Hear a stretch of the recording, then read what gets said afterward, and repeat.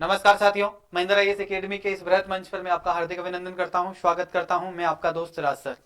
साथियों, जिस प्रकार से आप सभी के काफ़ी लंबे समय से काफ़ी सारे कमेंट्स आ रहे थे और काफ़ी सारे कॉल्स आ रहे हैं, मैसेज आ रहे हैं कि सर यूपीएससी का कोर्स आप लोग लॉन्च करिए, आपने लॉन्च क्यों नहीं किया, आपने जनवरी का प्रॉमिस किया था। तो उस प्रॉमिस को मैंने पूरा करने के लिए जिस प्रकार से मैंने आपको बताया है कि एक मैंने डिस्काउंट कोर्स आप लोगों के लिए लॉन्च किया है 2024-25 के लिए, यानी कि इसके अंदर मैं आपको कंप्लीट जो है यूपीएससी का कोर्स आप लोगों को कंप्लीट करवाऊंगा। और साथियों, जिस प्रकार से आपको पता है कि 22 जनवरी 2024 से इस कोर्स को मैंने लॉन्च किया है और 27 जनवरी 2024 तक लास्ट एडमिशन रखा है। ठीक है, तो जो भी विद्यार्थी इस कोर्स को परचेज करना चाहते हैं, ज्वाइन करना चाहते हैं, उनके लिए फीस मात्र जो है 2100 रुपये रखी है मैंने। ये एक डिस्काउंट ऑफर है, उसके लिए रखी गई है। आपका जो ये बेच रहेगा वो लाइव बेच रहेगा, यानी कि लाइव जो ऑफलाइन जो क्लास चल रही है हमारी, उसका जो है लाइव रिकॉर्डेड बेच रहेगा, जिसके अंदर आप लाइव जो है मेरे साथ जुड़कर पढ़ेंगे। आप लाइव भी मुझे सवाल पूछ सकते हैं और आप भी मेरे सामने रहेंगे और मैं आपके सामने रहूंगा। यानी कि ये मेरी जिम्मेदारी है कि आपको ऑनलाइन से ऑफलाइन तक का जो सफर है वो मैं तय कराऊंगा, क्योंकि जिस प्रकार से आप ऑनलाइन क्लास में मुझे आप पढ़ेंगे मेरे साथ जुड़कर, तो आपको ऐसा रियलाइज होगा कि आप मेरे साथ ऑफलाइन बैठे हो। ठीक है, तो इसी प्रकार से ये आपका लाइव बेच रहने वाला है। इसकी फीस मात्र 2100 रुपये रखी है मैंने। मात्र मैंने आप लोगों को 5 दिन का टाइम दिया है। 5 दिन के अंदर आप लोग जो भी ज्वाइन करना चाहते हैं वो कर सकते हैं। आपके कोई भी अन्य साथी अगर यूपीएससी की प्रिपरेशन कर रहा है तो उसको आप शेयर कर सकते हैं, बता सकते हैं। आपकी फैमिली में कोई तैयारी कर रहा है तो उसको आप बता सकते हैं। ठीक है, बहुत कम प्राइस है, 2100 रुपये। आप जानते हैं, क्योंकि 2 साल का कोर्स होता है। कंप्लीट 2 साल के अंदर आपको अगर मैं बताऊं तो प्रत्येक दिन का आपको बहुत कम चार्ज रहेगा। तो उस प्रकार से आप इस कोर्स को जो है कहां पर, प्ले स्टोर पर जाएंगे तो आप ऐप डाउनलोड करेंगे, जिसका नाम, ऐप का नाम क्या है आपका, ऐप का नाम है डीएमबी। ठीक है, डीएमबी क्लासेस के नाम से आपका ऐप रहेगा। डीएमबी क्लासेस इस प्रकार का लोगो आपको देखने को मिलेगा। उस लोगो पर आप जाएंगे और उसको क्लिक करेंगे तो आपके लिए ये एप्लीकेशन ओपन हो जाएगा। उस पर आप लोगों को देखने को मिलेगी फीस 25,000 रुपए है, जो कि हमारा कोर्स जो होता है उसकी प्राइस है। ठीक है, लेकिन आप लोगों के लिए मैं स्पेशल डिस्काउंट रखा हूं, क्योंकि काफी सारे विद्यार्थी जो है आर्थिक स्थिति से बहुत कमजोर हमारे साथ जुड़े हुए हैं, जिनकी बहुत ज्यादा रिक्वायरमेंट थी कि सर प्लीज आप हमें कोर्स दीजिएगा और आप वापस लॉन्च कीजिएगा। साथियों, जिस प्रकार से आपको पता है कि मैं लगभग जो है आप लोगों के साथ में लगभग 5-6 साल से मैं यूपीएससी के क्षेत्र में हूं, और यूपीएससी के क्षेत्र में मैंने लगभग 5-6 साल से, हम लोग पहले किस पे पढ़ाई करते थे, यानी कि व्हाइट बोर्ड ब्लैक मार्कर से मैं आपको पढ़ाया करता था पहले। ठीक है, ऑनलाइन के विद्यार्थियों को इस चीज का पता है, और कहीं ना कहीं जो है हमारे पास में सुविधाएं नहीं थी। लेकिन अभी जो है आप सभी के सहयोग से, आप सभी के आशीर्वाद से आज हम डिजिटल प्लेटफॉर्म पर है, और मेरा जो कोर्स है वो पूरा डिजिटल प्लेटफॉर्म पे रहेगा, और मैं डिजिटल प्लेटफॉर्म पे ही आपको पढ़ाऊंगा। ठीक है, पूरी क्लासें जो है लगभग हमारा जो है एक लेक्चर जो है लगभग 2 घंटे का रहेगा। एक क्लास आपके लिए 2 घंटे की रहेगी। ठीक है, और प्रत्येक दिन कम से कम भी नहीं तो 2 या 3 क्लास आपकी रहेगी। लगभग 4 से 6 घंटे आपको कंटिन्यू आपको प्रत्येक दिन पढ़ना होगा। ठीक है, तो साथियों, आज की क्लास में हम चर्चा कर लेते हैं सामान्य, जो भी विद्यार्थी तैयारी करना चाहता है, जो भी इच्छुक है 2024-25 जिसने टारगेट ले रखा है, उसको मैं सबसे पहले बता दूं कि यूपीएससी परीक्षा चरण की अगर हम बात करते हैं तो यूपीएससी आईएएस परीक्षा का जो चरण होता है, जिसको हम यूपीएससी आईएएस एग्जाम के नाम से जानते हैं। ठीक है, तो आपकी रणनीति क्या होनी चाहिए, स्ट्रेटेजी क्या होनी चाहिए कि आप किस प्रकार से प्रिपरेशन करेंगे। देखिए साथियों, यूपीएससी आईएएस परीक्षा की अगर हम बात करें तो सबसे पहले इसके 3 चरणों के अंदर ये एग्जाम होता है। कितने चरणों में होता है साथियों? 3 चरणों के अंदर आपका ये एग्जाम होता है। ठीक है, जिसके अंदर देखिएगा सबसे पहले आपके जो है कौन सी परीक्षा होती है, सबसे पहले आपकी प्रारंभिक परीक्षा होती है, जिसको हम प्रीलियम्स बोलते हैं। क्या बोलते हैं साथियों? प्रीलियम्स हम बोलते हैं। ठीक है, तो आपका सबसे पहला एग्जाम होता है प्रीलियम, दूसरा आपका एग्जाम होता है मेन, यानी कि मुख्य जिसको हम बोलते हैं। ठीक है, उसके बाद में तीसरा आपका इंटरव्यू होता है। ठीक है, तो 3 प्रोसेस से आपको गुजरना होता है। अब देखो, 3 प्रोसेस का तो आपको पता है कि यूपीएससी में प्रीलिम्स एग्जाम पहले क्वालिफाई करना पड़ता है, जिसके अंदर फिर एक पेपर होता है जो सेट होता है। ठीक है, वो भी आपको क्वालिफाई करना पड़ता है। फिर उसके बाद में मुख्य परीक्षा में आपके 9 पेपर लगते हैं। उसके बाद में आपको जो है कितने, यानी कि साक्षरता, यानी कि इंटरव्यू के अंदर आपको प्रिपरेशन करनी होती है। ठीक है, तो चलिएगा, ये पूरी जो प्रोसेस है, ये पूरी जो जर्नी है हमारी यूपीएससी तक पहुंचने की, उस जर्नी के बारे में जान लेते हैं कि इसमें क्या क्या रहने वाला है, किस किस प्रकार से कौन कौन सा पेपर है, कौन कौन सा पेपर में क्या क्या सिलेबस है, क्या क्या सब्जेक्ट्स रहेंगे, उनके बारे में हम बात कर लेते हैं। यूपीएससी की प्रारंभिक परीक्षा की अगर हम बात करें सबसे पहले, तो देखिएगा इसका जो परीक्षा पैटर्न है वो इस प्रकार से रहने वाला है। यानी कि अगर मैं बात करूं कि आपके कुल जो प्रीलिम्स एग्जाम में पैटर्न में जो क्वेश्चन आने वाले हैं, वो आपका पहला जो पेपर होता है सामान्य अध्ययन का पेपर होता है, जिसको हम जीएस पेपर बोलते हैं। ठीक है, तो सामान्य अध्ययन के अंदर आपको कुल प्रश्न जो है आपके 100 रहेंगे। कुल मार्क्स की अगर हम बात करें तो उसमें 200 नंबर के रहेंगे। ठीक है, सामान्य तो ये पेपर कितने घंटे का होता है? 2 घंटे का आपका पेपर रहने वाला है। ठीक है, इसके अंदर जो है नकारात्मक अगर हम बात करें तो इसमें 1/3 यानी कि नकारात्मक अंकों की अगर हम बात करें तो 1/3 आपकी नकारात्मक नेगेटिव मार्किंग है, ठीक है। और जिस प्रकार से अगर हम बात करूं कि एग्जाम किस टाइप का होता है, तो वस्तुनिष्ठ या बहुविकल्पी एग्जाम होता है, यानी कि इसके अंदर आपको क्वेश्चन भी होता है और आंसर भी आपके सामने होता है, ऑप्शंस होते हैं, ऑप्शन आपको चूज करना होता है और आपको क्या करना पड़ता है, और मार्कशीट फिल करनी पड़ती है, ठीक है। तो ये प्रश्न पत्र फर्स्ट हो गया आपका जीएस पेपर फर्स्ट, जिसको हम कहते हैं जो प्रीलिम्स पेपर हम कहते हैं, प्रीलिम्स जीएस पेपर है ये, ठीक है। तो कितने अंकों का होगा, 100 अंकों का होगा, कितने नंबरों का होगा, 200 नंबरों का होगा, कितने घंटे का होगा, 2 घंटे का होगा, ठीक है, एवरेज लगभग। चलिएगा आगे चलते हैं। प्रश्न पत्र टू जो हमारा होता है, जिसके अंदर सामान्य अध्ययन यानी कि जीएस सामान्य अध्ययन की अगर हम बात करें तो सेकंड पेपर होता है, जिसको हम सी सेट के नाम से जानता है। सी सेट जो पेपर है हमारा, वो आपके 80% होते हैं। सी सेट के अंदर कितने क्वेश्चन आते हैं, 80 क्वेश्चन आते हैं। जबकि अगर हम बात करें तो नंबर्स की बात करें तो कितने नंबर का होता है, 200 नंबर का होता है। टाइम कितना होता है, वही होता है। कट ऑफ कितनी होती है, जो आपकी माइनस मार्किंग होती है वो 1/3 माइनस मार्किंग होती है। ये किस प्रकार का पेपर होता है, तो ये भी किस प्रकार का होता है, बहुविकल्पीय एग्जाम होता है, यानी कि इसके अंदर आपको ऑप्शन दिए जाते हैं, ऑप्शन आपको सिलेक्ट करने होते हैं, ऑप्शन आपको चूज करने होते हैं, ठीक है। तो आपको पता चल गया होगा कि प्रीलिम्स के लिए हमें क्या होती है, 2 पेपर होते हैं, जिसके अंदर एक जीएस पेपर हमारा होता है और एक हमारा कौन सा होता है, सीसेट हम जिसको कहते हैं, वो पेपर होता है। देखो एक बात समझ लीजिएगा, प्रश्न पत्र फर्स्ट की अगर हम बात करें सामान्य अध्ययन में, तो इसमें देखिएगा प्रत्येक प्रश्न 2-2 अंक का होता है। कितने अंक का होता है, 2-2 का होता है। जबकि अगर हम बात करें प्रश्न पत्र जो सीसेट है सेकंड वाला, उसकी अगर हम बात करें तो इसका जो एक प्रत्येक क्वेश्चन है वो 2.5 अंक का होता है, ठीक है। तो इस प्रकार से 80 क्वेश्चन होते हैं। सिविल सेवा की प्रारंभिक परीक्षाओं का पेपर फर्स्ट जो है सामान्य अध्ययन, सेकंड जो है उसके अंदर मात्र जो सेकंड पेपर हमारा होता है उसको आपको क्या करना होता है, क्वालिफाई ही करना होता है। क्या करना पड़ता है, क्वालिफाई होता है। यानी कि अगर हम बात करें तो 33% अंक आपको लाना होता है। इसके अंदर कितना लाना पड़ता है, 33% मात्र अंक लाने हैं आपको, ठीक है। चलिएगा, प्रश्न जो है बहुविकल्पीय होता है, वस्तुनिष्ठ प्रकार के होंगे। दोनों प्रश्न पत्रों में नकारात्मक यानी नेगेटिव मार्किंग है, ठीक है, जिसकी व्यवस्था लागू की गई है, जिसके तहत यानी कि 3 जो है उत्तर गलत होने पर क्या होगा, एक सही अंक जो है आपके उसको बराबर अंक काट ले जाएंगे। 3 क्वेश्चन गलत होते ही एक सही क्वेश्चन गायब हो जाएगा आपका, ठीक है। तो आप इस बात का विशेष ध्यान रख के चले कि उसमें नेगेटिव मार्किंग भी है। तो ये था आपका प्रीलिम्स वाला, ठीक है। अब हम बात कर लेते हैं प्रीलिम्स की, तो कहानी आपकी पता चल चुकी है, ठीक है। अब देखिएगा आगे लाइन और लिखी है मैंने, जिसमें बताया कि मूल्यांकन की जो परियोजना होती है उसके लिए उम्मीदवार को सिविल सेवा प्रारंभिक परीक्षा के दोनों जो चरण है उसमें पात्र उपस्थित होने के अनिवार्य हैं। इसलिए एक उम्मीदवार को सिविल सेवा प्रारंभिक परीक्षा को दोनों पेपरों में उपस्थित नहीं होने की स्थिति में अयोग्य घोषित कर दिया जाएगा। कट ऑफ का निर्धारण सिर्फ प्रथम प्रश्न पत्र यानी कि सामान्य फर्स्ट पेपर के आधार पर ही किया जाता है। यानी कि आपके कितने नंबर आए हैं, ठीक है, ये डिसाइड करेगा फर्स्ट पेपर, ठीक है। आपकी कट ऑफ डिसाइड करेगा फर्स्ट पेपर कि आपके प्रीलिम्स में कितने नंबर है।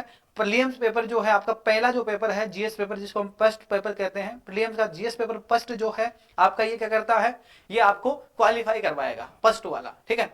सेकंड सीसेट वाला है, सीसेट वाले में ये कंडीशन है कि सीसेट वाला क्या कहेगा, सीसेट वाले में केवल आपको 33% ही नंबर लाने हैं, ठीक है। यानी कि ये क्वालिफाई पेपर है आपका, ठीक है। तो क्वालिफाई पेपर का आप ध्यान रखिएगा विशेष तौर पर, ये 33% है, ठीक है। इसकी कट ऑफ निर्धारित की गई है, जो कट ऑफ निर्धारित करेगा वो आपका फर्स्ट पेपर जीएस पेपर निर्धारित करता है। क्लियर है। तो ये था आपका यूपीएससी का प्रीलिम्स पेपर का सिलेबस। प्रीलिम्स पेपर की अगर हम प्रीलिम्स पेपर का पैटर्न था, ये इस प्रकार से पेपर होगा, ठीक है। इतना समय दिया जाएगा, इतने अंक रहेंगे, ठीक है। इसके बाद में हम बात कर लेते हैं यूपीएससी आईएएस जो मुख्य परीक्षा है उसका पैटर्न क्या रहेगा। यानी कि अगर इसके पैटर्न की अगर हम बात करें तो देखिएगा, मुख्य परीक्षाएं की हम बात कर रहे हैं ना, वो तो आपका प्रीलिम्स हो गया। प्रीलिम्स अगर आपको क्वालिफाई करना है तो जीएस पेपर जो आपका फर्स्ट है, जिसमें 7 सब्जेक्ट है, 7 सब्जेक्टों को आपको अच्छे से पढ़ना है और वही जो 7 सब्जेक्ट है वही आपकी क्या डिसाइड करेंगे, कट ऑफ कितनी जाएगी, आपके कितने नंबर आए हैं, ठीक है, आप क्वालिफाई हुए हैं कि नहीं हुए हैं, ये वही डिसाइड करने वाला है आपका, ठीक है। Prelims paper GS paper first है। जबकि सीसेट पेपर केवल आपको क्या करता है, पात्र घोषित करवाता है, जो कि 33% अंक आपको उसमें लाने हैं मात्र, ठीक है। चलिएगा अब हम बात कर लेते हैं, जब आपकी क्वालिफाई हो जाता है प्रीलिम्स पेपर और सीसेट पेपर में 33% आप अंक ले आते हैं, उसके बाद का आगे का जो चरण होता है उसमें आपका मेंस एग्जाम होता है, जो कि यूपीएससी आईएएस मुख्य परीक्षा जिसको हम कहते हैं। इसकी परीक्षा पैटर्न इस प्रकार का होता है। इसके अंदर प्रश्न पत्र पहला जो होता है आपका, यानी कि प्रश्न पत्र फर्स्ट जो है वो अनिवार्य होता है, जो कि भारतीय भाषा का होता है, ठीक है। भारतीय भाषा की अगर हम बात करें तो अनिवार्य हिंदी का होता है, ठीक है, जो कि कितने नंबर का होता है, ये होता है कुल 300 नंबर का, ठीक है। कितने समय टाइम होता है इसमें 3 घंटे का टाइम होता है। और ये किस प्रकार का एग्जाम होता है, लिखित रूप का एग्जाम होता है। यानी कि इसके अंदर आपको ऑप्शंस नहीं मिलेंगे, केवल आपको आंसर राइटिंग करनी है, यानी कि आपको लिखना है मुख्य परीक्षा के बारे में, ठीक है, जो अनिवार्य भाषा यानी कि हिंदी की बात की जा रही है यहाँ पर, ठीक है। लेकिन यहां पर एक दुविधा है, दूसरा सब्जेक्ट आपका होता है अंग्रेजी, जो कि आपको क्वालिफाई करना होता है, ठीक है। ये दोनों जो है, ये दोनों पेपर इसलिए रखा गया है क्योंकि हिंदी का आपको ज्ञात है, यानी कि हिंदी के बारे में आपको जानकारी है, इसलिए आप इसको सामान्य पेपर को क्वालिफाई कर जाओगे। अंग्रेजी का यानी कि आपको इंग्लिश भी आनी चाहिए, तो इंग्लिश आने के लिए आपको एक पेपर रखा गया है यूपीएससी परीक्षा पैटर्न में, जो कि 300 नंबरों का है। समय की बात करूं वही 3 घंटे है, और वही मेंस में आपको इसको लिखना है। लेकिन यहाँ पर एक चीज और है आपके सामने, मैंने यहाँ पर स्टार लगा रखा है इसके 2 स्टार, यानी कि ये इसलिए लगाया मैंने क्योंकि ये जो नंबर है 300 नंबर, यानी कि जो 600 नंबर है, ये आपकी कट ऑफ या जो आपकी लास्ट जो मार्कशीट, सॉरी लास्ट जो नंबर आएंगे उनके अंदर काउंट नहीं किए जाएंगे। यानी कि आपको कट ऑफ जो है, जिस प्रकार से आप सोचें कि ये जो नीचे जो नंबर दिए गए हैं उन नंबरों में इनको काउंट नहीं किया जाएगा। ये दोनों पेपर केवल क्वालिफाइंग रखे गए हैं, यानी कि इसको क्वालिफाई करना है, ये आपकी पात्रता डिसाइड करते हैं। यानी कि अगर आप हिंदी और अंग्रेजी भाषा में ही अगर आप क्या कर पाते हैं, अगर आप इनको क्लियर कर पाते हैं, तभी आपके आगे के जो एग्जाम्स या आपके जो आगे के जो पेपर्स है उनकी कॉपियां चेक की जाती है। अगर आप जैसे मान लीजिए हिंदी में, अगर मान लीजिए जैसे हिंदी आप क्वालिफाई नहीं कर पाए हो, तो आपके आगे के कितने भी अच्छा आपने लिखा हो, कितना भी अच्छा आपने पढ़ा हो, आपके लिए कोई मायना नहीं रखता है, यानी कि आपके आगे की कॉपी चेक नहीं होगी। इसी प्रकार से अंग्रेजी में अगर आप कमजोर हैं और अंग्रेजी आप क्वालिफाई नहीं कर पाए, तब भी आपके साथ में यही कंडीशन होने वाली है, क्योंकि अन्य जो एग्जाम सॉरी अन्य जो आपका परीक्षा पैटर्न है, अन्य जो पेपर्स है, उनका आपको क्या नहीं किया जाएगा, यानी कि आगे आपको शामिल नहीं किया जाएगा, आपके पेपर्स को चेक नहीं किया जाएगा। तो याद रखिएगा 600 नंबर के हैं, लेकिन दोनों ही केवल क्या है, आपकी कट ऑफ के लिए योग्य नहीं है। आपको कट ऑफ में आपका इनका कोई योगदान नहीं है, मात्र आपको जो है हिंदी और अंग्रेजी भाषा का इतना ज्ञान होना चाहिए जो कि आप इन दोनों को क्लियर कर सको, ठीक है। इतना आपको पढ़ लेना है, नहीं तो आपके आगे की जो गणित है वो पूरी खराब हो जाएगी। आगे की जो आपकी कॉपियां हैं वो चेक ही नहीं होगी अगर आप इनमें पात्र नहीं होते हो तो, ठीक है। चलो इसके बाद में देखो, अब हम बात कर लेते हैं, यानी कि हमें कौन कौन से चीजों पर विशेष ध्यान रखना है जो कि हमारी कट ऑफ के अंदर आएंगे। पहला पेपर होता है आपका निबंधात्मक पेपर, जो कि 250 अंक का होगा, 3 घंटे का होगा। वही जो है आंसर राइटिंग आपको करनी पड़ेगी, यानी कि कोई ऑप्शंस नहीं होते। इसके बाद में पेपर नंबर 2 होगा सामान्य पेपर, सामान्य अध्ययन, जिसको फर्स्ट पेपर बोलते हैं। वही 250 अंकों का होगा, 3 घंटे का पेपर रहेगा, वही लिखित रूप में होगा, ठीक है। अब देखो यहाँ पर पहला है जिसको हम ऐसे के नाम से जानते हैं, उसको हम निबंधात्मक जो पेपर है उसको ऐसे कहते हैं। तो ऐसे जो है हमारे 250 नंबर का होता है, 3 घंटे का पेपर होता है, ठीक है। इसके अंदर आपको क्या करना पड़ता है, ऐसे लिखना पड़ता है। निबंधात्मक तौर पर ये पेपर होता है जिसके अंदर आपको निबंध लिखना होता है। अब निबंध ऐसा नहीं है कि सीधा गाय या स्कूल जो हमने स्कूल टाइप में पढ़ा है वही आपको लिखना है। इसके लिए आपको बहुत ज्यादा अच्छे से प्रिपरेशन करनी पड़ती है, जिसके अंदर आपको पेपर्स में क्या दिए जाते हैं, निबंधात्मक क्वेश्चन दिए जाते हैं, उन पर आपको निबंधात्मक वर्णन करना होता है। इसके बाद में देखो अगला पेपर आपका होता है जिसको सामान्य अध्ययन हम जीएस पेपर 1 बोलते हैं। जीएस पेपर 1 की अगर मैं बात करूं तो इसमें 250 अंक का होता है। अभी मैं आगे बताऊंगा कि इसमें क्या क्या सिलेबस इन्वॉल्व किया गया है, उनके बारे में हम सारी बात करेंगे। दूसरा जो है पेपर नंबर 3 जिसको हम कहते हैं, या फिर आपको सामान्य जीएस पेपर 2 जिसको हम कहते हैं, वो 250 नंबर का होता है, 3 घंटे का पेपर होता है। इसके बाद में पेपर नंबर 4 जो है उसके अंदर सामान्य जीएस पेपर 3 जो है उसकी अगर मैं बात करूं तो 250 नंबर का होता है, वो भी 3 घंटे का समय रखा गया है, वही लिखित रहेगा। सामान्य अध्ययन अगर हम बात करें, पेपर नंबर 5 जो आपका रहेगा उसके अंदर देखिएगा सामान्य अध्ययन यानी कि जीएस पेपर 4 की अगर हम बात करते हैं तो 250 अंक का रहेगा, 3 घंटे का रहेगा। उसके बाद में देखिएगा वैकल्पिक विषय की अगर हम बात करते हैं, वैकल्पिक विषय उस प्रकार के विषय हैं जिसमें आपको खुद को चयन करना होता है। 2 पेपर आपके वैकल्पिक विषय का होंगे जिसको आपको खुद को क्या करना पड़ता है, चयन करना पड़ता है कि आप ज्योग्राफी लेंगे, इतिहास लेंगे, हिंदी लेंगे, पॉलिटिकल साइंस लेंगे। आपके जितने भी अभी आगे मैं बताऊंगा बहुत सारे ऑप्शनल सब्जेक्ट दिए गए हैं, उनमें से आपको चूज करना होता है जो आपका फेवरेट सब्जेक्ट होता है, या फिर आप ग्रेजुएशन में उसको अध्ययन कर रहे हो, या आपको वो सब्जेक्ट पढ़ने में अच्छी रुचि हो, या आप उसमें मतलब महारत हासिल कर रखे हो, तो वो सब्जेक्ट आपका ऑप्शनल होता है, यानी कि उसको हम क्या कहते हैं, वैकल्पिक विषय कहते हैं। जिसके 2 पेपर होते हैं, दोनों पेपर 500 नंबर के होते हैं, ठीक है, यानी कि 250 नंबर के होते हैं। वही 3 घंटे का समय भी आपको इसमें मिलेंगे, वही लिखित रूप में ये एग्जाम होता है, ठीक है। चलिएगा, तो ये आपके यानी कि 7 पेपर आपके यहां से हो गए ये, ठीक है। पता चल गया आपको, पहला निबंधात्मक था, दूसरा जीएस पेपर 1 था, तीसरा जीएस पेपर 2, चौथा जो है जीएस पेपर 3 था, और 5वां जो है जीएस पेपर 4 था, और छठा पेपर जो था आपका वो वैकल्पिक विषय, और 7वां आपका वैकल्पिक विषय हो गया, ठीक है। चलो आगे चलो, देखिएगा जिस प्रकार से मैंने बताया कि अनिवार्य जो हिंदी है या भारतीय जो भाषा है अंग्रेजी, उसके अंकों की अगर हम बात करते हैं तो उसका अंक जो है फाइनल जो मेरिट होती है उसके लिए नहीं जोड़े जाते हैं। दोनों प्रश्न पत्र 300-300 अंकों के होते हैं, लेकिन उनको फाइनल लिस्ट में नहीं जोड़ा जाता। भारतीय भाषा में न्यूनतम जो है आपको 25% अंक प्राप्त होने चाहिए। यानी कि मान लीजिए वहां पर 300 है तो आपको कितना होना चाहिए, 25% अंक आपको प्राप्त होना चाहिए, ठीक है, 25%। तथा अंग्रेजी की अगर हम बात करें तो न्यूनतम 25%, यानी कि लगभग अगर हम बात करें तो 75 नंबर आपके हिंदी में और इंग्लिश में आपके आने चाहिए। उसके बाद ही आपकी यूपीएससी की जो आगे की जो मेंस की कॉपियां हैं वो चेक होगी। कंप्लीट है यहां तक, यानी कि 600 नंबर के आएंगे। 600 नंबर में से आपको जो है 25%, सॉरी 300 में से आपको 25% लाना है, यानी कि 75 नंबर लाना है। अंग्रेजी के अंदर भी वही सिस्टम है जो हिंदी के अंदर है, ठीक है। वो भारतीय भाषा लिखा गया है यहाँ पर, भारतीय भाषा का कोई भी, यानी कि आप कोई सा भी सब्जेक्ट ले सकते हो इसके अंदर, है ना। भारतीय भाषाओं के अंदर जो 22 भाषाएं हमारी जो डिसाइड की है उनमें से एक भाषा आप ले सकते हैं ना, ठीक है। क्योंकि जिस प्रकार से अगर हम बात करें तो हम हिंदी भाषा राज्यों की बात करें कि हिंदी तो केवल 8, 9, 10 राज्य ही जो है उन्हीं के लोग जानते हैं, बाकी लोग तो जानते ही नहीं है। तो उनके लिए अलग अलग जो है ऑप्शंस रखे गए जो कि 22 भाषाएं हमारी है, उसके अंदर हम आगे बात करेंगे। मुख्य परीक्षा जो है उसके प्रश्न पत्र अंग्रेजी और हिंदी दोनों भाषाओं में साथ प्रकाशित किया जाता है, पर उम्मीदवार को संविधान की 8वीं अनुसूची में शामिल 22 भाषाओं में से किसी में भी उत्तर देने की छूट होती है। वह सिविल सेवा परीक्षा के फॉर्म में मुख्य परीक्षा हेतु जिस भाषा का अपना माध्यम के तौर पर अंकित करता है उन्हें ही मुख्य परीक्षा के सभी प्रश्न पत्रों के लिए उत्तर सभी भाषाओं में लिखना होता है। केवल साहित्य विषय में ही ये छूट है कि उसको उम्मीदवार की जो उस भाषा की लिपि में उत्तर लिखता है, चाहे उसका माध्यम वही हो, भाषा ना हो, ठीक है। उदाहरण के लिए अगर हम बात करते हैं तो उसका उत्तर वही है जो कि देवनागरी लिपि में लिखेगा। शेष मामलों में जो है इसकी अनुमति नहीं है कि उम्मीदवार अलग अलग प्रश्न पत्रों का अलग अलग जो है भाषाओं में, हालांकि कुछ राज्यों में जो है लोक सेवा आयोग ने ऐसी अनुमति दी भी है, ठीक है। चलिएगा, अब देखिएगा यूपीएससी आईएएस एग्जाम का जो इंटरव्यू होता है आपका, उसका जो थर्ड प्रोसेस, यानी कि फर्स्ट हमने प्राप्त किया या जानकारी प्राप्त की हमने कि फर्स्ट के अंदर हम प्रीलिम्स के बारे में जानकारी प्राप्त करें। उसके बाद में सेकंड हमारा सीसेट पेपर हुआ।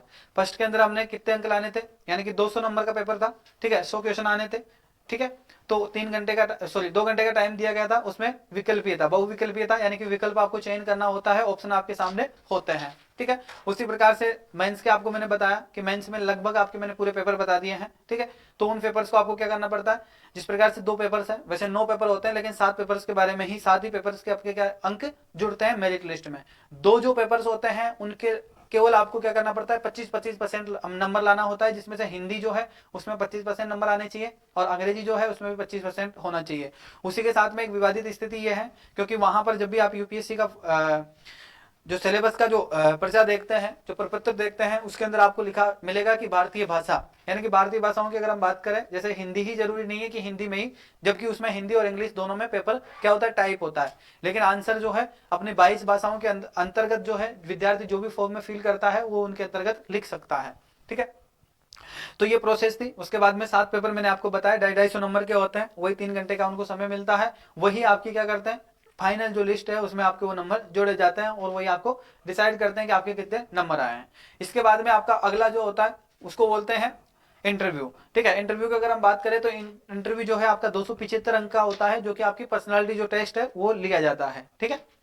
यानी कि आप प्रीलिम्स सीसेट दोनों क्वालिफाई करने के बाद में हिंदी और इंग्लिश दोनों पेपर क्वालिफाई कर लेंगे, जिसमें 25% यानी कि 75 नंबर प्राप्त करेंगे। उसके बाद में आगे की आपकी जो प्रक्रिया है, यानी कि जीएस पेपर्स के आपके पेपर्स चेक किए जाएंगे, ठीक है, कॉपियां चेक की जाएगी, उसमें आपके जितने अंक आते हैं। उसके बाद में आपका जो तीसरा चरण आता है, वो अंतिम जो चरण होता है, ये आपका कौन सा होता है, ये इंटरव्यू होता है, ठीक है। इंटरव्यू के बाद में जो आपकी फाइनल जो मेरिट आती है वो इस प्रकार से आती है, देखिएगा। लिखित परीक्षाओं का जो अगर हम बात करें कि फाइनल मेरिट कितनी होती है, तो लिखित जो एग्जाम्स है उसमें आपके टोटल कितने, यानी कि 1750 अंक आते हैं, यानी कि 1750 अंक आपके उसमें जुड़ेंगे। उसके बाद में आपका जो इंटरव्यू होता है, यानी कि व्यक्तित्व परीक्षण की अगर हम बात करें तो 275 अंक उसमें होते हैं, यानी कि टोटल मिला के आपके कुल जो है यूपीएससी परीक्षा में कुल जो आपके अंक होते हैं वो कितने होते हैं, 2025 अंक होते हैं। कितने अंक होते हैं साथियों, 2025 अंक। अब आपको डिसाइड करना है कि 2025 अंकों में से आपको कितने प्राप्त करने हैं। हाँ, आप में से काफी सारे विद्यार्थियों ने एक क्वेश्चन और पूछा था मेरे से कि सर जो इसकी जो कट ऑफ होती है या मेरिट लिस्ट जो निकलती है, इसमें जनरल कैटेगरीज का कितने नंबरों पर हो सकता है, कम से कम SC ST का कितने पे हो सकता है, OBC का कितने पे हो सकता है, AWS का कितने पे हो सकता है। तो उनके बारे में भी हम अगली क्लास में मैं चर्चा करूंगा, ठीक है। उसको मैं बहुत विस्तार से आपको बता दूंगा कि लगभग आपका टारगेट होना चाहिए कि आपको इतने नंबर यानी कि 2025 में से आपको इतने अंक प्राप्त होने चाहिए ताकि आप क्या हो सकते हो, यानी कि सिविल सेवा के लिए चयनित हो सको या IAS या IPS जो पोस्ट है वो आपको मिले, ठीक है। अब उसके बाद में देखिएगा पोस्टों, जिस प्रकार से अगर हम पोस्टों की बात करते हैं तो पोस्टें बहुत सारी होती हैं, जिस प्रकार से 21-22 पोस्टें उसके अंदर आती है सिविल सेवा के अंतर्गत, तो वो कट ऑफ के माध्यम से ही आपको पोस्टें मिलती है। उनकी जो प्रक्रिया है, वो फॉर्म भरने की जो प्रक्रिया है, वो मैं आगे आपको समझाऊंगा अगली क्लास में। जो अभ्यर्थी मुख्य परीक्षा में क्या करते थे, क्वालिफाई प्राप्त कर लेते हैं, उनको साक्षरता या व्यक्ति प्रशिक्षण के लिए यानी कि इंटरव्यू के लिए क्या किया जाता है, बुलाया जाता है साथियों, ठीक है। तो इंटरव्यू के लिए किनको बुलाया जाता है, जिनका फाइनल मेरिट के अंदर नंबर आते हैं। फाइनल मेरिट की रैंक की अगर हम बात करें, मुख्य परीक्षा प्लस साक्षरता यानी कि 1750 तथा 275 नंबर को मिला के 2025 अंकों को जोड़कर बनाई जाती है कि फाइनल मेरिट में कि कौन सा विद्यार्थी कितने नंबर आया है और कौन से जगह पर स्थान पर आया है। UPSC IAS परीक्षा प्रारंभिक परीक्षा के पाठ्यक्रम की अगर हम बात करें तो ये सारी तो प्रक्रिया थी कि किस प्रकार से कितने कितने नंबर के हमारे एग्जाम्स होने वाले, कितने कितने कौन कौन सा सब्जेक्ट्स होने वाले हैं, उनके बारे में आपको क्लियर मैंने बताया। अब हमारी बात है UPSC IAS प्रारंभिक जो परीक्षा है IAS की, यानी कि यूपीएस प्रीलिम्स जो एग्जाम होता है UPSC का, उसके बारे में बात कर लेते हैं। उसका सिलेबस क्या रहता है, उसका पाठ्यक्रम क्या रहता है। कई बार आप लोगों को जो है बहुत सारी दिक्कतें होती है, उसका कारण है क्योंकि ज्यादातर जो UPSC का जो प्रपत्र है वो आपको जो है इंग्लिश मीडियम में मिलता है। तो काफी सारे विद्यार्थी हिंदी मीडियम से बिलोंग करते हैं, तो कहते हैं सर हमें तो समझ में ही नहीं आ रहा है कि सिलेबस में क्या क्या चीजें हैं। तो देखिएगा साथियों, मैं आपको बता देता हूं, मैंने इंग्लिश और हिंदी दोनों में टाइप किया है। तो पाठ्यक्रम की अगर हम बात करें तो सामान्य GS पेपर 1 की मैं बात कर रहा हूँ, प्रीलिम्स की।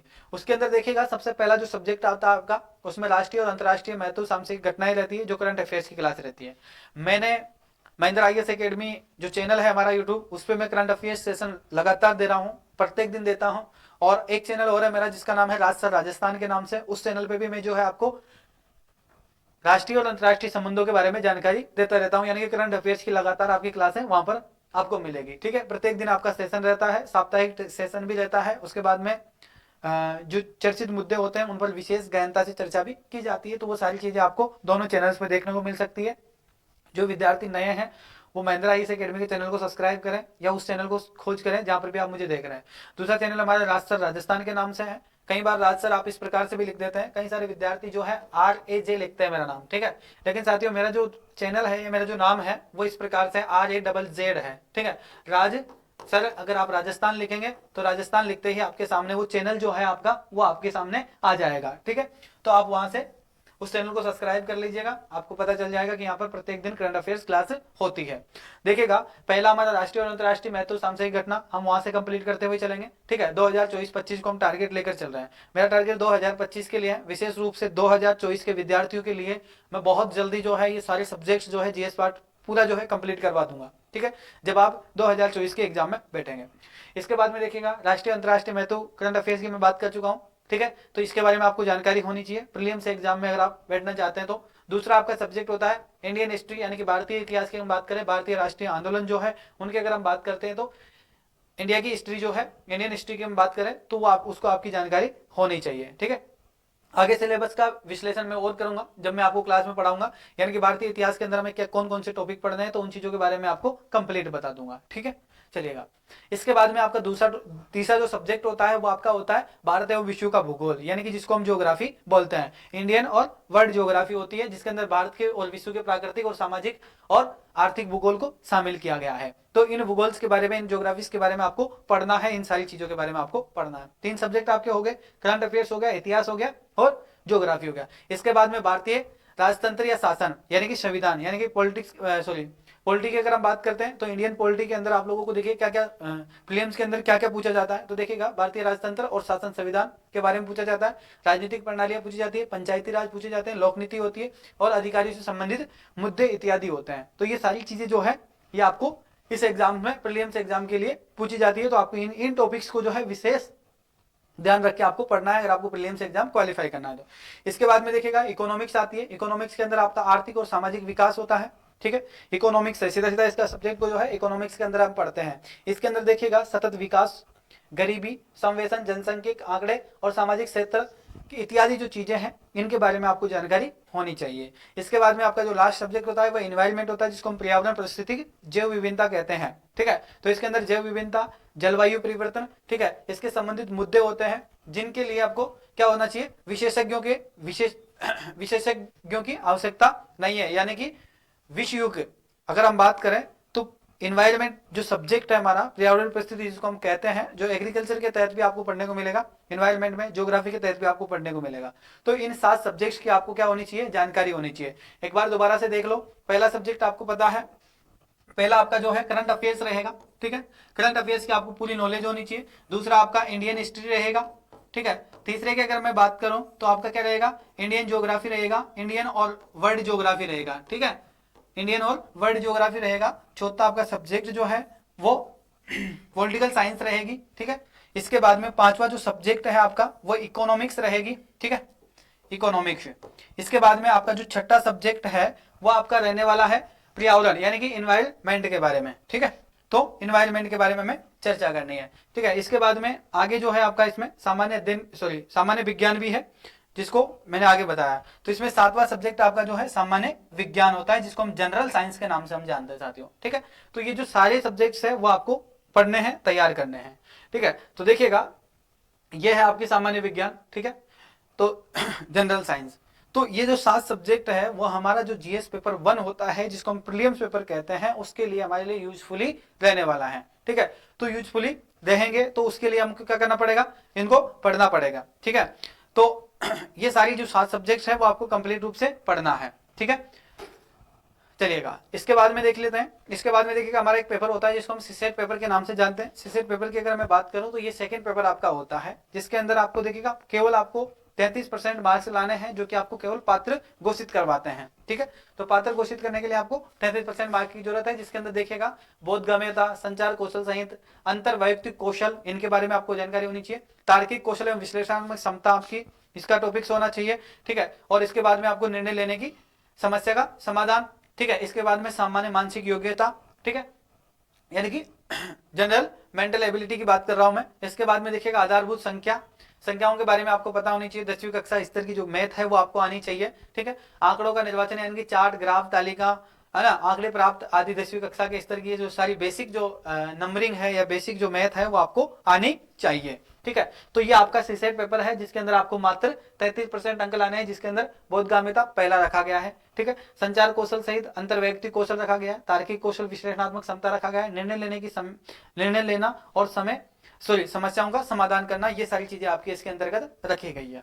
ठीक है, तो इसके बाद में सामान्य मानसिक योग्यता अगर हम बात करें तो सामान्य तौर पे आपको पता है कि ये क्या है, रीजनिंग है आपकी। ठीक है, इसके बाद में आधारभूत संख्याओं की अगर हम बात करें तो इनके बारे में 10वीं स्तर की मैथ आपको आनी चाहिए, जिससे आपका सीसेट पेपर आसानी से क्वालिफाई हो जाए। तो ये सिलेबस है आपका प्रीलिम्स एग्जाम का। ध्यान रखना, पहला पेपर में 7 सब्जेक्ट्स रखे गए हैं। 7 सब्जेक्ट में पहला आपका सब्जेक्ट होता है करंट अफेयर, दूसरा आपका हिस्ट्री है, तीसरा आपका ज्योग्राफी है, चौथा आपका इकोनॉमिक्स है, पांचवा आपका पॉलिटिकल है, छठा आपका कौन सा है, एनवायरमेंट है, और 7वां जो सब्जेक्ट है आपका वो 7वां सब्जेक्ट कौन सा होने वाला है, 7वां सब्जेक्ट आपका जनरल साइंस है। ठीक है, तो ये जो सारे सब्जेक्ट्स हैं वो आपको प्रीलिम्स के तहत पढ़ने पड़ेंगे। ठीक है, इसके बाद में आपके लिए जो है सीसेट पेपर जो है वो रहेगा। सीसेट पेपर की अगर हम बात करें तो सीसेट पेपर आपका कितना, मात्र 33% जो नंबर है वो आपको क्वालिफाइंग नंबर लाने हैं। ठीक है, जिसके अंदर हम इन चीजों के बारे में पढ़ेंगे। चलिएगा,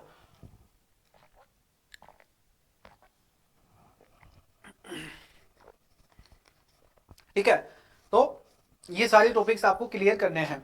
सीसेट में केवल अपन को इतना ही चाहिए कि हम क्या कर सके, पात्र घोषित हो सके, पास हो सके, 33% ला सके। चलो, प्रीलिम्स का क्लियर हो गया। अब मेंस की बात कर लो। देखो, यूपीएससी आईएएस मुख्य परीक्षा का पाठ्यक्रम की अगर हम बात करें, भारतीय भाषा और अंग्रेजी पर आयुक्त है, यानी कि ये तो आपको क्वालिफाई करना ही है, जो कि प्रथम पेपर ए और बी के नाम से हम जानते हैं। इन पेपर का उद्देश्य है अंग्रेजी और संबंधित भारतीय भाषाओं को विचार को स्पष्ट और सही ढंग से व्यक्त कर सके, तथा गंभीर जो है तर्कपूर्ण गद्य को पढ़ने और समझने के लिए उम्मीदवारों की क्या होती है, योग्यता का प्रशिक्षण करना होता है, जो कि प्रश्नों का पैटर्न आमतौर पर इसी प्रकार का होगा। यानी कि क्या होता है, अंग्रेजी और हिंदी में इस प्रकार से दिया गया है, जिस प्रकार से आपके सामने एक पैराग्राफ होगा, ठीक है, पद होगा, उसमें तर्कपूर्ण क्वेश्चन आपसे पूछे जाएंगे, उनके आपका आंसर लिखना होता है। ठीक है, तो इस प्रकार से ए और बी पेपर आपका होने वाला है। चलो, अब बात कर लेते हैं भाई कि ए और बी पेपर जो है वो किस प्रकार का होने वाला है, इसका पाठ्यक्रम हमारे सामने क्या है, तो ये देख लीजिए। जिन विद्यार्थियों को पीडीएफ चाहिए, काफी सारे विद्यार्थी सोच रहे होंगे कि सर ने पूरा हिंदी में टाइप किया है लेकिन हमें नहीं मिल रहा है, तो देखिएगा जिन विद्यार्थियों को पीडीएफ चाहिए वो संस्थान के नंबरों पे आप संपर्क कर सकते हैं, व्हाट्सएप मैसेज कर सकते हैं, ठीक है। आपके संस्थान के नंबर जो है ये है, यानी कि 9828228255, ठीक है, 9828228255। तो इन नंबरों पर अगर आप व्हाट्सएप मैसेज करेंगे तो आपको लगभग जो है काफी सारे विद्यार्थियों को मैसेज आते हैं, इसलिए आपको थोड़ा लेट हो सकता है, 1 घंटे 2 घंटे या 1 दिन या 2 दिन बाद, लेकिन आपका मैसेज जब भी सीन किया जाएगा उसके बाद में आपको तुरंत जो है पीडीएफ सेंड कर दिया जाएगा। जिस भी विद्यार्थी को रिक्वायरमेंट हो आप मुझे व्हाट्सएप मैसेज कर सकते हैं। और जिस विद्यार्थियों को ये जो सारा सिलेबस जो मैं आपको बता रहा हूँ, ये सारी चीजें अगर आपको मेरे साथ जुड़कर पढ़नी है और स्पेशल तरीके से अगर मैं बताऊं 2025 के लिए अगर आपको तैयारी करनी है प्रॉपर तरीके से, तो आप इस कोर्स को ज्वाइन कर सकते हैं। फीस मात्र 2100 रुपए रखी गई है, जो कि मैंने आपको शुरुआत में ही बता दी है। 2 साल का कोर्स रहेगा आपका, ठीक है, तो ध्यान रखिएगा इस चीज का, ठीक है। चलिएगा आगे भी आप लोगों के लिए, यानी कि ये जो छूट है मात्र में जो है 27 जनवरी तक दूंगा, उसके बाद में ये ऑफर बंद हो जाएगा। उसके बाद में वही जो विद्यार्थी अगर 28 जनवरी को ज्वाइन करेगा तो उसको वही 25,000 रुपए फीस पे करनी पड़ेगी, ठीक है। ये मात्र आपके लिए 5 दिन के लिए ऑफर रखा है मैंने, 22 तारीख से 27 तक। चलिएगा अब हम बात कर लेते हैं किसकी, मुख्य परीक्षा के। मुख्य परीक्षा के पाठ्यक्रम के अंदर हमारा जो पेपर ए होता है, जो कि अनिवार्य भाषाओं की मैंने बात की है कि उसमें से 22 भाषाओं में से एक भाषा में आपको इसका क्या देना पड़ता है, रिप्लाई देना पड़ता है, उत्तर देना पड़ेगा, जिसमें से हिंदी हो सकती है, ठीक है। पेपर आपका हिंदी इंग्लिश दोनों में टाइप होता है। आपको जो है 22 भाषाओं में से जिस क्षेत्र से जो विद्यार्थी ने फॉर्म में फिल किया है वही आपको क्या करना होता है, इसमें करना होता है, ठीक है। चलो इसमें क्या क्या दिया जाता है, पहले दिया गया गद्यांश को समझना होता है, इसमें गद्यांश होते हैं उनको समझना पड़ता है। दूसरा आपका ठीक है, इसके बाद में सापेक्षण होता है, इसके बाद में शब्द प्रयोग तथा शब्दों का जो भंडार होता है उसके बारे में होता है। एक लघु निबंध होता है, ठीक है, अंग्रेजी से भारतीय भाषा तथा भारतीय भाषा में अंग्रेजी में इसका क्या होता है, अनुवाद होता है, ठीक है।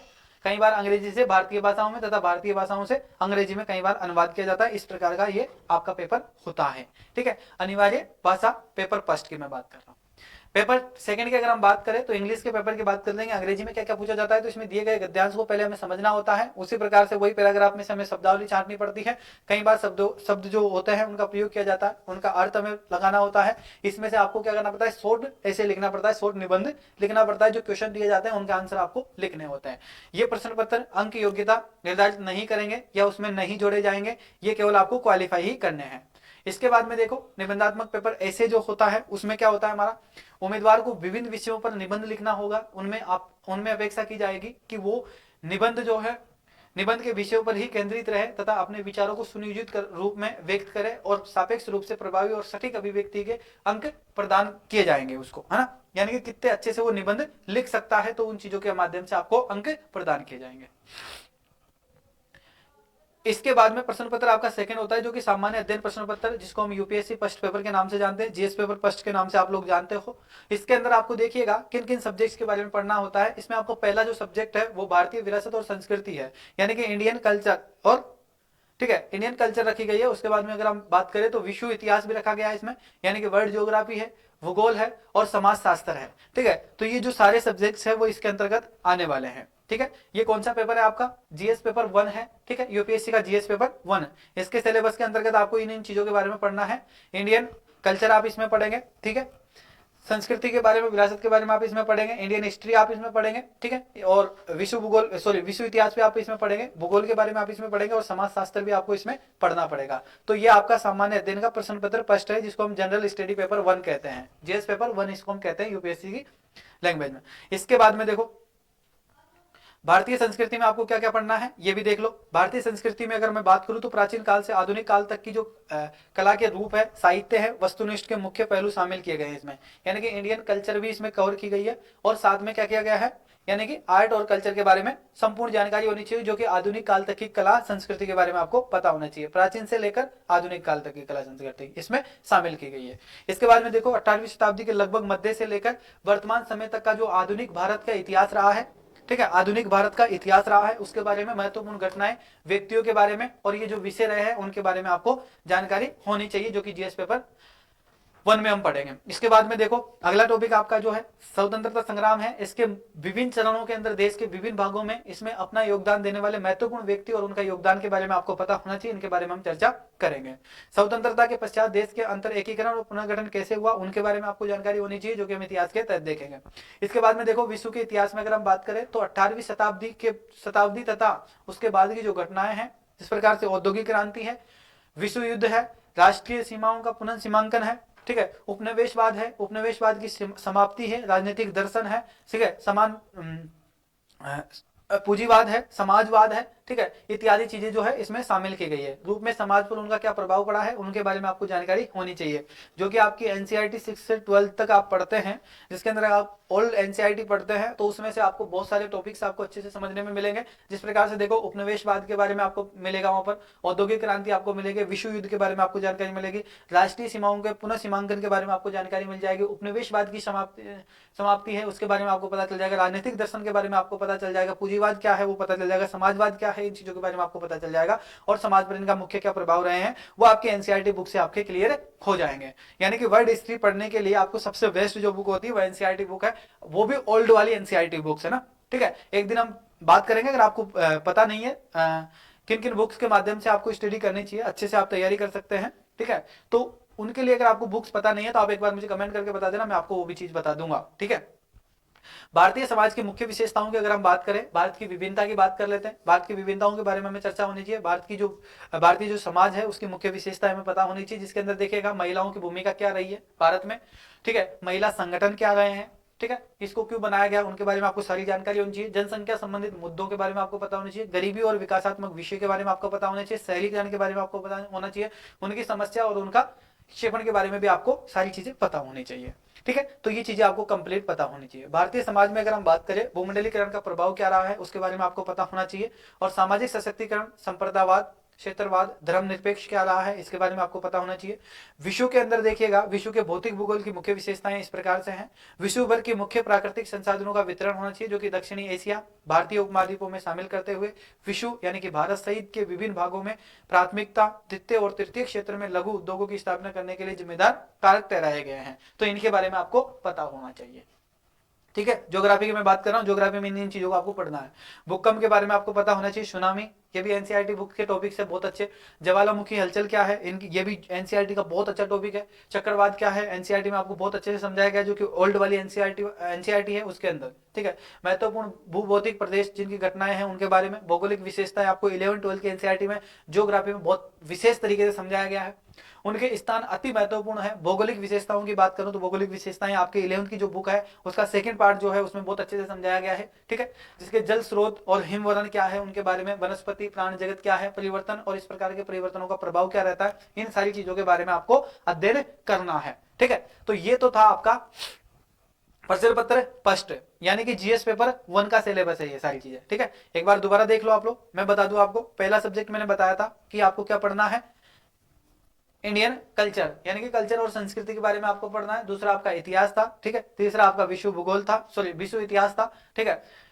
विश्व का इतिहास भी पढ़ना है, भारतीय इतिहास के बारे में आपको सामान्य जानकारी लेनी है, जिसके अंदर विश्व स्तर की जो घटनाएं घटित हुई है भारत में उन चीजों को आपको ध्यान में रखना है। उसके साथ में आपको जो है वर्ल्ड ज्योग्राफी के बारे में और ज्योग्राफी की जो सामान्य जानकारी है उसके बारे में आपको पता होनी चाहिए। ये सारे टॉपिक्स हुए हैं। इसके बाद में समाज शास्त्र भी इसमें जोड़ा गया है, जो कि समाज की जो सामान्य गतिविधियां हैं उनके बारे में आपको पता होना चाहिए कि क्या क्या एक्टिविटीज हो रही है, उनके बारे में आपको सामान्य नॉलेज होनी चाहिए। इसके बाद में देखिएगा प्रश्न पत्र 3 की अगर हम बात करते हैं, जिसको हम सामान्य अध्ययन यानी कि जीएस पेपर 2 के नाम से जानते हैं। यूपीएससी सिलेबस के अंदर हम जीएस पेपर 2 के अंतर्गत इसको हम पढ़ने वाले हैं। इसके अंदर देखिएगा आपका जो सिलेबस होता है इसमें आपको शासन व्यवस्था दी गई है, संविधान के बारे में दिया गया है, शासन प्रणाली के बारे में दिया गया है, सामाजिक न्याय के बारे में दिया गया है, अंतर्राष्ट्रीय जो संबंध है उनके बारे में आपको जानकारी प्राप्त करनी है, यानी कि गवर्नेंस के बारे में आपको पता होनी चाहिए, कॉन्स्टिट्यूशन के बारे में आपको पता होना चाहिए, पॉलिटी क्या है इसके बारे में आपको पता होना चाहिए, सोशल जस्टिस के बारे में, सामाजिक न्याय क्या है उनके बारे में आपको पता होना चाहिए, और इंटरनेशनल रिलेशन किस प्रकार के हैं भारत के अभी वर्तमान समय में, तो उनके बारे में आपको अच्छे से अध्ययन करना है, जो कि आपके जीएस पेपर 2 के अंतर्गत रखा गया है। तो इनके बारे में आगे देख लेते हैं इसका सब्जेक्ट का विस्तार से। पहला आपका है भारतीय संविधान। पहला टॉपिक आपका भारतीय संविधान है। भारतीय संविधान में आपको क्या क्या चीजें पढ़नी है वो देख लो। भारतीय संविधान के अंदर आपको ऐतिहासिक आधार पढ़ना है कि ऐतिहासिक आधार क्या रहा है, यानी कि संविधान का निर्माण प्रक्रिया किस प्रकार से शुरू हुई है, कहां से शुरू हुई है, ठीक है, किसने शुरू की है, संविधान कहां से लिया गया है, उनकी ऐतिहासिक पृष्ठभूमि के बारे में आपको जानकारी होनी चाहिए। इसका संविधान का विकास किस प्रकार से हुआ, डेवलपमेंट के बारे में आपको जानकारी होनी चाहिए। विशेषताएं क्या क्या है हमारे संविधान की, उसके बारे में पता होना चाहिए। संशोधन कितने हो चुके हैं, क्यों हुए हैं, उनके बारे में आपको जानकारी होनी चाहिए। महत्वपूर्ण प्रावधान क्या रहे हैं, उसके बाद में बुनियादी जो संरचनाएं हैं वो क्या रही है, उनके बारे में भी आपको विस्तार से जानकारी प्राप्त होनी चाहिए। तो ये सारी चीजें आपको इंडियन पॉलिटिक्स के अंदर, सॉरी, इंडियन पॉलिटिक्स के अंदर आपको पढ़ने को मिलेंगे, ठीक है। इसके बाद में देखो, इसके बाद में अगला जो टॉपिक है आपका, उसमें संघ और राज्यों की जो कार्य है और उनके उत्तरदायित्व है आपस में एक दूसरे से जुड़े हुए हैं, ठीक है। केंद्र के प्रति राज्य की क्या जिम्मेदारी बनती है और राज्य के प्रति केंद्र की क्या जिम्मेदारी बनती है, उनके बारे में आपको अच्छे से अध्ययन करना होगा इसमें। इसके बाद में देखिएगा संघीय ढांचा क्या है, इसके संबंधित विषय क्या रहे हैं, इनकी चुनौतियां क्या है, स्थानीय स्तर पर शक्तियां क्या है और वित्त का हस्तांतरण और उसकी चुनौतियां क्या रहने वाली है। तो ये आपको सारा सिलेबस जो है आपके इसके अंतर्गत आता है। इसके बाद में देखो, विभिन्न घटकों के बीच में शक्तियों का प्रतिकरण होता है, विवाद निवारण तंत्र तथा संस्थानों का किस प्रकार से स्थापना की गई है, उनके बारे में आपको जानकारी होनी चाहिए। इसके बाद में नेक्स्ट आपका टॉपिक आता है जिसमें भारतीय संवैधानिक योजना के अन्य देशों के साथ में तुलना की जाती है, जिसके अंदर देखिएगा संसद और राज्य विधायिका संरचना, कार्य संचालन, शक्तियां एवं विशेष अधिकार और इनसे उत्पन्न होने वाले विषय रखे गए हैं। इसके बाद में देखो, कार्यपालिका न्यायपालिका की संरचना है, संगठन और कार्य सरकार के मंत्रालय एवं विभाग रखे गए हैं। इसके साथ में प्रभावित समूह रखे गए हैं, औपचारिक और अनौपचारिक संघ रखे गए हैं तथा शासन प्रणाली में उनकी भूमिका रही है, ठीक है। तो ये सारी चीजें इसके अंदर इन्वॉल्व की गई है। इसके बाद में देखो, जनप्रतिनिधित्व क्या है, ये अधिनियम की मुख्य विशेषताएं क्या है, उनके बारे में आपको पता होना चाहिए। विभिन्न जो है संवैधानिक पदों पर नियुक्त तथा विभिन्न संवैधानिक निकायों की जो शक्तियां हैं उसके कार्य उत्तरदायित्व इसमें रखे गए हैं, ठीक है। विभिन्न संवैधानिक जो पद होते हैं, यानी कि आपका जिस प्रकार से आप सिविल सेवा की तैयारी कर रहे हैं, यूपीएससी की आप तैयारी कर रहे हैं, आप कल के दिन आईएएस अधिकारी बनते हैं, तो आपकी संवैधानिक जिम्मेदारी क्या बनती है उसके बारे में आपको पता होना चाहिए। तो ये जो नियुक्तियां होती है, कौन सा विभाग इनकी नियुक्ति करवाता है, कौन से आधार पर होती है, ठीक है। विभिन्न संवैधानिक निकायों की जो शक्तियां हैं, किस किस व्यक्ति के पास में क्या क्या शक्ति है, जैसे राष्ट्रपति के पास क्या है, राज्यपाल के पास में क्या है, उनका कार्य क्या है, उनकी योग्यताएं क्या है, उनकी एलिजिबिलिटी क्या है, वो सारी चीजें आपको, और उनका उत्तरदायित्व क्या बनता है, उन चीजों के बारे में आपको नॉलेज होनी चाहिए, ठीक है।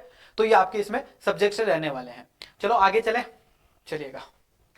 इसके बाद में देखिएगा, सरकारी नीतियां और विभिन्न क्षेत्रों में विकास के लिए हस्तक्षेप और उनके अभिकल्पना तथा क्रियान्वयन के कारण उत्पन्न विषयों के बारे में हमें पता होना चाहिए, क्योंकि गवर्नमेंट पॉलिसी एंड जो है इंटरनेशनल डेवलपमेंट जो है उनके बारे में आपको पता होना चाहिए, ठीक है। और जिस प्रकार से देखिएगा, सरकारी नीतियां और विभिन्न जो क्षेत्र होते हैं उनके अंदर विकास के लिए जो है हस्तक्षेप कौन से मुख्य कारक रहे हैं और उनके अभिकल्पना और क्रियान्वयन कारण उत्पन्न विषय, यानी कि किस कारणों से जो है इनका कार्य संचालन किया जाना चाहिए और कितना जल्दी किया जाना चाहिए, किस प्रकार से डेवलपमेंट होना चाहिए, उन चीजों पर आपको चर्चा करनी है। इसके बाद में देखो, विकास की जो प्रक्रिया है तथा विकास जो उद्योग है उनके बारे में आपको पता होना चाहिए।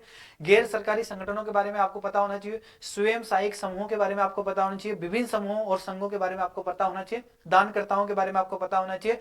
लोकपरिक संस्थाओं के बारे में आपको पता होना चाहिए। संस्थागत एवं अन्य पक्षों की भूमिका मुख्य रूप से रही है, उनके बारे में आपको पता होना चाहिए। यानी कि जितनी भी आपकी एजेंसी चलती है, जिनको एनजीओ कहते हैं हम लोग, है ना, एनजीओ जो चलते हैं, एसएचजी जो चलती है, इनके बारे में आपको पता होना चाहिए। जो ग्रुप्स है वो क्यों बनाए जाते हैं, दानदाताओं के द्वारा ये क्यों बनाए जाते हैं, एनजीओ क्यों खोली जाती है, क्यों मदद की जाती है, इसमें पैसा कहाँ से आता है, ठीक है, वो सारी चीजें आपको पता होनी चाहिए। इनकी क्या क्या मुख्य भूमिकाएं रखी गई है। अब आपको देखिएगा, आप सोच रहे होंगे कि यार ये एनजीओ ये संगठन वगैरह वगैरह, महिलाओं की सशक्तिकरण, ये सारी चीजें, विकास डेवलपमेंट, ये इतना बड़ा सिलेबस क्यों दिया गया। देखिए साथियों, यूपीएससी का सिलेबस ही ऐसा है, जिस पद के लिए आप तैयारी कर रहे हैं, जिस पद की आप प्रिपरेशन कर रहे हैं, जिस पद के लिए आप उम्मीदवार बन रहे हैं, जिस पद को आप ग्रहण करने वाले हैं, उस पद के जो कर्तव्य, जो कार्य है ना, वो ये सारे सिलेबस में जो चीजें दी गई है ना, वो सारा कर्तव्य और सारी चीजें आप ही की है, ठीक है। आप ही इसकी क्या करेंगे, इन चीजों को बनाए रखेंगे आगे आने वाले समय में। यानी कि आप ही को पता रहेगा कि एनजीओ की क्या सीमा होती है, इसके बाद पैसा कहां से आता है, कितना % रहता है, इसका किस प्रकार से विकास किया जाता है, किस प्रकार से इसमें जो है भ्रष्टाचार होता है, इसको भ्रष्टाचार कैसे रोका जाता है, वो सारी चीजें आपको इसमें पढ़ने को मिलेगी, ठीक है। तो ये आपका यूपीएससी का जो सिलेबस है वही इस प्रकार से तैयार किया गया है कि आपको सारी चीजों का पता रहे। इसके बाद में देखो, अगला टॉपिक आपका केंद्र एवं राज्य द्वारा जनसंख्या के बारे में है, जो कि अति संवेदनशील वर्गों के लिए कल्याणकारी जो योजनाएं चलाई जाती है, वो क्या योजनाएं हैं, इन योजनाओं का कार्य निष्पादन किस प्रकार से किया जाता है, इनके अति संवेदनशील वर्ग की रक्षा किस प्रकार से की जाती है, बेहतरीन के लिए गठित तंत्र क्या होता है, विधियां क्या होती है, संस्थाओं की निकाइयां क्या होती है, कि कौन कौन सी संस्थाएं जो है इनको संचालित करती है।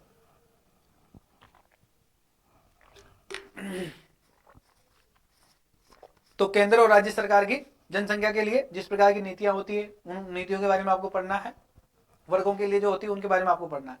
इसके बाद में नेक्स्ट आपको पढ़ना है स्वास्थ्य के बारे में, स्वास्थ्य क्या है, शिक्षा क्या है, मानव संसाधन संबंधित सामाजिक क्षेत्र जो है वो सेवाएं क्या है ना। इसके बाद में विकास और प्रबंधन का संबंध में विषय क्या है, ठीक है, इनके बारे में भी आपको चर्चा करनी है, चलेगा। तो ह्यूमन रिसोर्स क्या है उनके बारे में, हेल्थ क्या है, एजुकेशन क्या है, इनके बारे में, सर्विस जो है, रेटिंग एरिया जो है वो क्या है, मैनेजमेंट क्या है, डेवलपमेंट क्या है, इनके अंदर जो इश्यूज आते हैं, जैसे सोशल सेक्टर में कई सारे इशू आते हैं, तो वो सारी चीजें आपको पता होनी चाहिए। गरीबी एवं भुखमरी से संबंधित विषयों के ऊपर भी चर्चा करनी है आप लोगों को, ठीक है, जो कि एनसीईआरटी बुक में दिया गया है अच्छे से। शासन व्यवस्था के ऊपर आपको ध्यान रखना है, जिसके अंदर पारदर्शिता, जवाबदेही और महत्वपूर्ण पक्षों के बारे में आपको पता होना चाहिए कि आपकी जवाबदेही क्या बनती है, किस अधिकारी की क्या जवाबदेही बनती है। ई गवर्नेंस के बारे में आपको पता होना चाहिए, अनुप्रयोग किस प्रकार से किया जाता है ई गवर्नेंस का, उनका आपको पता होना चाहिए, मॉडल किस प्रकार से तैयार किया जाना चाहिए, ताकि किसी भी क्षेत्र में, जैसे मान लीजिए आप एक क्षेत्र के आईएएस बन गए, यानी कि आप कलेक्टर बन गए, अब आपको एक मॉडल तैयार करना है कि एक क्षेत्र है आपके क्षेत्र में जो कि क्या है, यानी कि डूबग्रस्त क्षेत्र है या फिर वो बहुत अति गरीब है, तो आपको उसको हेल्प करनी है, तो उसके लिए आपको एक मॉडल बनाना पड़ेगा ना। तो उन मॉडल्स के बारे में आपको पता होनी चाहिए कि सफलताएं क्या होती है, सीमाएं क्या होती है, संभावना, यानी कि आज तक जो मॉडल बनाए गए उनके बारे में पता होना चाहिए। नागरिक चार्ट क्या होता है, पारदर्शिता क्या होती है, जवाबदेही क्या होती है, संस्थागत और अन्य उपायां क्या होती है, इनके बारे में भी आपको विशेष तौर पर अध्ययन करना है, ठीक है। आप सोच रहे होंगे कि यार ये कितना बड़ा सिलेबस है, देखिएगा साथियों, अगर सिलेबस इतना बड़ा है तो फिर पद भी तो इतना ही बड़ा है ना। देश की सबसे सर्वोच्च सेवाओं में जा रहे हो आप, सिविल सेवाओं में, तो उसके लिए आपको पढ़ना तो पड़ेगा। ऐसा कुछ नहीं है, जब मैं आपको इसको पढ़ाऊंगा बहुत अच्छे तरीके से पढ़ाऊंगा, हर टॉपिक को इतना क्लियर पढ़ाऊंगा कि आप बिल्कुल एक सिविल सेवक की जैसे आपको फीलिंग आने लगेगी, ठीक है, जब आप इसकी स्टडी करोगे। थोड़ा सा आपको यही है कि आपको 2 साल तक लगातार आपको पढ़ना पड़ेगा। साथियों मैं फिर कह रहा हूं, यूपीएससी इतना बड़ा एग्जाम नहीं है, इतना टफेस्ट एग्जाम नहीं है, मात्र इसमें ये होता है कि आप क्रमबद्ध तरीके से, यानी कि लगातार आप बने रहें, आप ज्यादा मत पढ़िए। मैं कह रहा हूं, गारंटी से कह रहा हूं कि अगर आप 2 साल तक जो है 6 घंटे पढ़ लेते हैं यूपीएससी के लिए, मात्र आप 6 घंटे अगर पढ़ लेते हैं, कंप्लीट 6 घंटे प्रत्येक दिन अगर आप पढ़ते हैं, तो आपका यूपीएससी एग्जाम 2 साल में आराम से क्वालिफाई हो जाएगा, ठीक है। लेकिन आपको कहीं ना कहीं एक चीज का ध्यान रखना है, जब भी हम पढ़ते हैं 6 घंटे लगातार हम पढ़ते हैं, तो कई बार हमारे सामने बहुत सारी समस्याएं आती है, ठीक है। हम कहीं दिन ऐसे होते हैं जो कि हम रेगुलर नहीं बन पाते हैं, ठीक है, तो उन चीजों का आपको विशेष ध्यान रखना है। और दूसरी बात यह है जो कि मैंने खुद ने मेरी लाइफ में अनुभव किया है, क्योंकि कभी भी ओवर कॉन्फिडेंस में नहीं आना है। यूपीएससी की प्रिपरेशन आप बहुत अच्छे से कर लो, उसके बाद आप ऐसा लगे आपको कि यार ये सब्जेक्ट तो मैं बहुत इजीली क्रैक कर लूंगा, कभी भी वो सब्जेक्ट आपको क्रैक नहीं होगा, ये ध्यान रखना, क्योंकि ऐसा मेरे साथ हुआ है, ठीक है। मैंने 2022 वाला जो एग्जाम दिया था यूपीएससी का, उसके अंदर मेरे साथ यही हुआ कि मैंने ये और कॉन्फिडेंस में था कि मैं सीसेट वैसे ही निकाल लूंगा। मैंने मेंस अच्छा किया, मतलब मेंस के लिए मैंने बहुत अच्छे से प्रिपरेशन की थी, प्रीलिम्स जीएस पेपर में मैंने बहुत अच्छा स्कोर किया, लेकिन जो सीसेट पेपर है उसके अंदर मेरा 33% मार्क भी नहीं ला पाया, ठीक है। कहीं ना कहीं बहुत बड़ा इशू रह गया उसके अंदर, ठीक है, क्योंकि मुझे और कॉन्फिडेंस था, मैं सोचा कि नहीं सीसेट तो मैं ऐसे ही कर दूंगा। तो आपको जब भी आप सिलेबस पढ़ते हैं, जब आप इसको अध्ययन करते हैं, तो आपको इस चीज का पता चल जाता है कि मैं ऐसे ही कर दूंगा, लेकिन ऐसा नहीं होगा। जिस सब्जेक्ट में आपको ओवर कॉन्फिडेंस हो जाएगा वही सब्जेक्ट आपका सबसे वीक रहने वाला है, ये मैंने पर्सनल अनुभव किया है, ठीक है। तो आप इस गलती मत करना। लोकतंत्र की बात करें, सिविल सेवाओं की भूमिकाओं की अगर हम बात करते हैं, तो वो आपकी सिविल सेवाओं की जो भूमिका होती है लोकतंत्र में, वो क्या भूमिका रहने वाली है आपके बारे में आपको इसमें पढ़ना है। भारत के इसके पड़ोसी संबंध क्या रहे हैं, यानी कि इंडिया की जो इंटरनेशनल रिलेशन है वो किस प्रकार से रहते हैं, उनके बारे में आपको पता होना चाहिए। द्विपक्षीय क्षेत्र और वैश्विक समूह के बारे में आपको पता होना चाहिए। भारत से संबंधित और अथवा भारत के हित की जो प्रभावित करने वाले जो कारक है उनके बारे में आपको पता होना चाहिए, इनके बारे में हम अध्ययन करेंगे। भारत के हित और विकसित और विकासशील देशों की नीतियां क्या रहती है, राजनीति का प्रभाव क्या रहा है, प्रवासी भारतीय क्या है, महत्वपूर्ण अंतर्राष्ट्रीय संस्थाएं क्या है, संस्थाओं और मंच और उनकी संरचनाएं किस प्रकार से होती है, उनके बारे में आपको पता होना चाहिए। तो ये तो था आपका कौन सा पेपर, जीएस पेपर 2 का सिलेबस है, ये ध्यान रखना। जीएस पेपर 2 का इतना बड़ा आपका सिलेबस है। अब हम चलते हैं प्रश्न पत्र 4, जिसको हम कहते हैं जीएस पेपर 3। जीएस पेपर 3 के सिलेबस की अगर हम बात करते हैं साथियों, तो देखिएगा इसमें आपका सिलेबस के अंतर्गत रहेगा प्रौद्योगिक आर्थिक विकास के बारे में। प्रौद्योगिक आपका है पहला, दूसरा आपका आर्थिक विकास रहेगा, तीसरा आपकी जैव विविधता रहेगी, चौथा आपका पर्यावरण है, पांचवा आपका जो है सुरक्षा आपदा प्रबंधन है, ठीक है। तो ये आपके इसमें टॉपिक्स रहने वाले हैं। यानी कि टेक्नोलॉजी की हम बात करें तो वो आपका रहने वाला है, इकोनॉमिक्स आपका रहने वाला है, डेवलपमेंट आपका रहने वाला है, और बायो डिवर्सिटी आपकी रहने वाली है। इसके बाद में एनवायरमेंट इसके बारे में सेक्टर जो है, सेक्टर आपके क्या होते हैं उनके बारे में आपको पता होना चाहिए, और रिस्क मैनेजमेंट क्या होता है इसके बारे में आपको पता होना चाहिए। तो ये जो सारी चीजें हैं यूपीएससी पेपर हमारा जीएस पेपर 3 के अंदर आती है, ठीक है। तो इसका आपका ये सिलेबस है, इसके अंदर ये सब्जेक्ट है, एक बार दोबारा देख लो, प्रौद्योगिक, है ना। इसके बाद में आर्थिक विकास, जैव विभिन्नता, पर्यावरण सुरक्षा तथा आपदा प्रबंधन। अगर हम इंग्लिश में बात करें, टेक्नोलॉजी, इकोनॉमिक्स डेवलपमेंट, ठीक है, बायोडाइवर्सिटी और इन्वायरमेंट, इसके बाद में सेक्टर, इसके बाद में डिस मैनेजमेंट, ठीक है। तो ये जो सारा होता है, ये सारे सब्जेक्ट आपके इसमें जीएस पेपर 3 में आने वाले हैं। चलो अब हम इसके सिलेबस को देख लेते हैं, जीएस पेपर 3 में क्या क्या हमें पढ़ना चाहिए। देखिएगा, इसमें सबसे पहले आपको भारतीय अर्थव्यवस्था और इसकी योजना पढ़नी चाहिए कि इंडियन इकोनॉमिक्स क्या है, इसकी प्लानिंग क्या रहती है, उनके बारे में आपको सामान्य जानकारी होनी चाहिए। इसके बाद में संसाधन, ठीक है, यानी कि रिसोर्स को कैसे हम जुटा सकते हैं, उनके बारे में आपको पता होना चाहिए, ठीक है। इसके बाद में देखो संसाधनों, इसके बाद में प्रगति, यानी कि हम प्रोग्रेस कैसे कर सकते हैं, ग्रोथ कैसे कर सकते हैं, उन चीजों के बारे में आपको पता होना चाहिए। और विकास और रोजगार, यानी कि डेवलपमेंट और एम्प्लॉयमेंट कैसे कर सकते हैं, डेवलपमेंट एंड एम्प्लॉयमेंट कैसे करेंगे, उनके बारे में भी आपको पता होना चाहिए इकोनॉमिक्स के तहत, ठीक है। तो डेवलपमेंट एंड एम्प्लॉयमेंट की अगर हम बात करते हैं तो ये सारी चीजें आपको पता होनी चाहिए, जो कि इंडियन इकोनॉमिक्स के अंतर्गत आती है। जिसके अंदर मैं बात करूं तो इंडियन इकोनॉमिक्स प्लानिंग, है ना, इसके अंदर इश्यू आते हैं, उनके बारे में आपको पता होना चाहिए, रिसोर्स के बारे में आपको पता होना चाहिए, ग्रोथ के बारे में आपको पता होना चाहिए, डेवलपमेंट और एम्प्लॉयमेंट के बारे में भी आपको पता होना चाहिए। तो आपको इंडियन इकोनॉमिक्स के अंतर्गत जीएस पेपर 3 के अंदर ये चीजें आपको पढ़नी है। इसके बाद में देखो समवेशी विकास तथा इसके उत्पन्न विषय, ठीक है। अगर हम ग्रोथ इश्यूज की बात करते हैं कि ये इशू क्यों आते हैं, तो उनके उत्पन्न क्यों होते हैं, इसका कारण जानते हैं, तो वो सारी चीजें आपको इसमें पढ़नी है। सरकारी बजट क्या होता है, गवर्नमेंट बजट जो है उसके बारे में आपको पढ़नी है। मुख्य फसलों के बारे में आपको पढ़नी है, जो कि देश के लिए उपयोगी है।